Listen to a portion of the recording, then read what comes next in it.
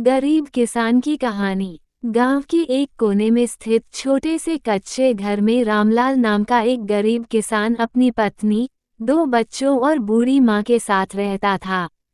उसकी जिंदगी खेतों और उसकी छोटी सी जमीन के इर्द गिर्द घूमती थी, जो उसके पूर्वजों से मिली थी। उसकी पूरी आय इसी छोटी सी जमीन पर निर्भर थी।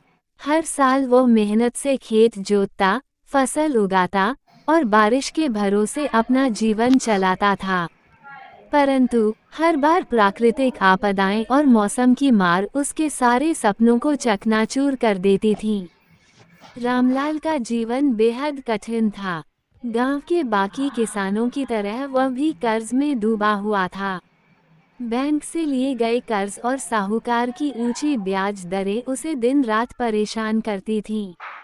उसकी हालत ये थी कि एक दिन की मेहनत से इतना ही कमा पाता कि 2 वक्त का खाना जुटा सके।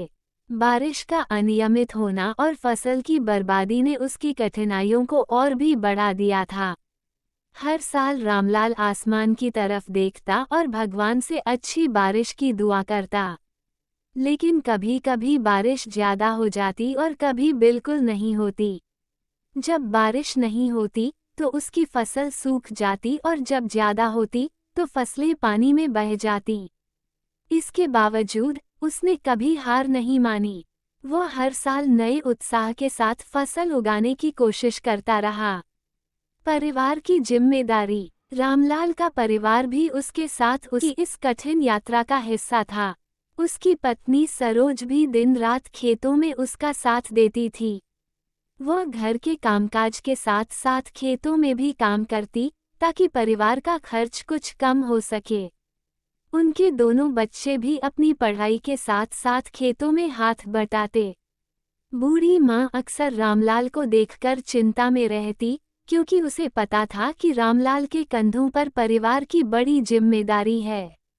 हालांकि रामलाल की माँ उसे हमेशा दिलासा देती और कहती, बेटा, मेहनत कभी बेकार नहीं जाती।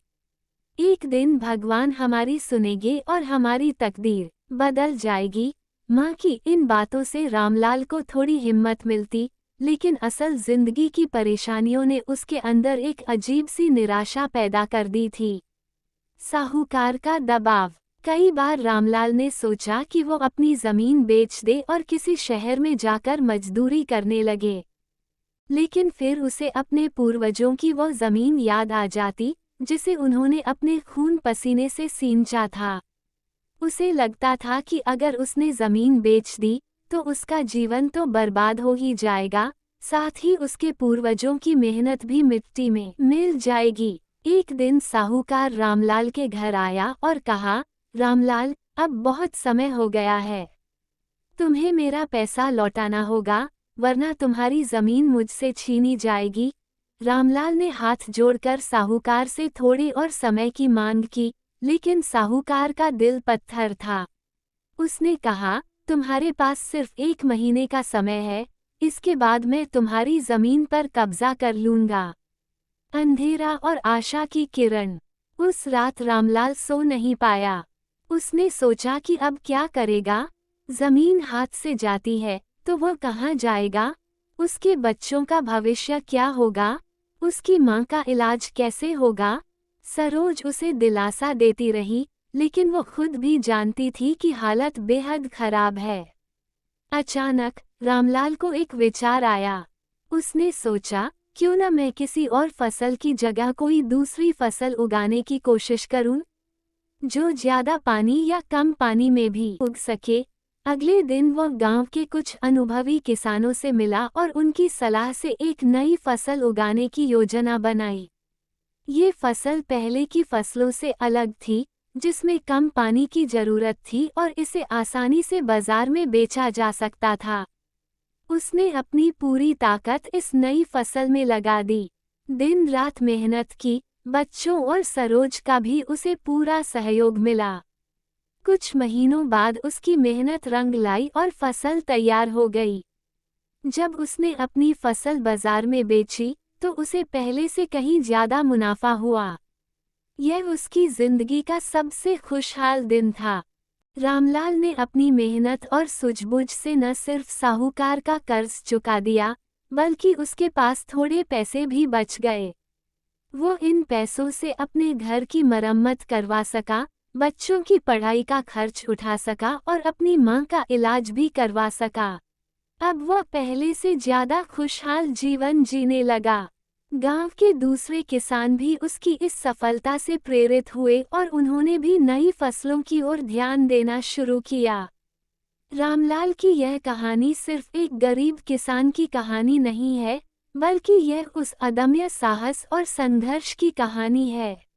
हमें बताती है कि चाहे कितनी भी मुश्किलें क्यों न हो, अगर इंसान मेहनत और धैर्य से काम करे, तो वो अपने भाग्य को बदल सकता है। निष्कर्ष: रामलाल ने अपनी जिंदगी में जो संघर्ष किया, वह हर उस इंसान के लिए एक प्रेरणा है, जो कठिन परिस्थितियों में भी हार मानने को तैयार नहीं है। उसकी यह कहानी हमें ये सिखाती है कि मेहनत, लगन और सही दिशा में उठाए गए कदम हमें गरीबी और कठिनाइयों से बाहर निकाल सकते हैं। जीवन में चाहे कितनी भी मुश्किलें आएं, अगर हम सकारात्मक सोच और प्रयास से उन्हें दूर करने की कोशिश करें, कोई भी बाधा हमें सफलता पाने से रोक नहीं सकती। इस तरह रामलाल, जो कभी कर्ज और गरीबी में डूबा हुआ था, अपनी मेहनत और हिम्मत से एक खुशहाल और सफल किसान बन गया। उसकी जिंदगी हमें ये सिखाती है कि असफलता के डर से कभी हार नहीं माननी चाहिए, बल्कि हर असफलता कुछ सीखकर आगे बढ़ते रहना चाहिए।